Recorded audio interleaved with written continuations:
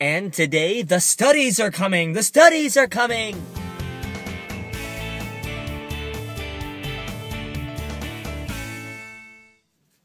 Hey guys, Jerry here with Global Banker, my Facebook page, Ask the Real Estate Professional, and today I'm going to talk about the upcoming reserve fund studies for condominium buildings and the effect that that's going to have upon some people that are living in the units, as well as people that may potentially be looking at purchasing a condominium in the near future. So, what is the reserve fund studies, and what kind of situation is going on in the current condominium market? If you are in an existing building or any kind of new building, the condominium corp is going to be required now. It's been provincially mandated, but it's the actual studies themselves are going to be done by an independent body.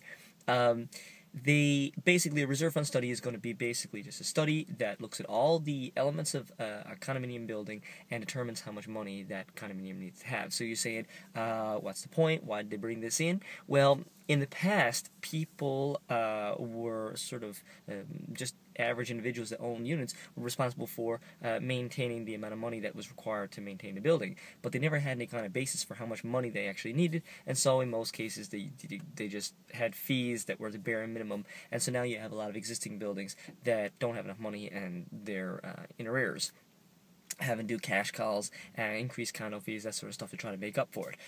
The reserve fund study will look at each individual building, determine how much money they need to have, and then it'll be up to the condo corps to facilitate getting that money, either through cash calls or special assessments or increased condo fees.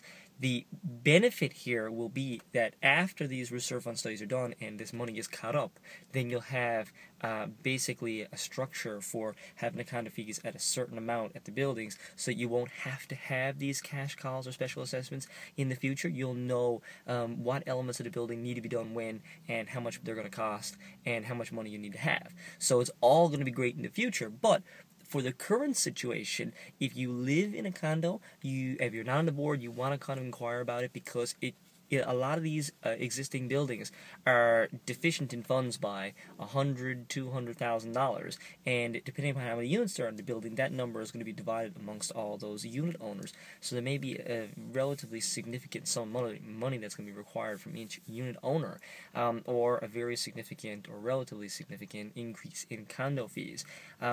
So I guess that's the con. Obviously, the pro being that this money can be used immediately to rectify any kind of replacement of items or repair inside the buildings.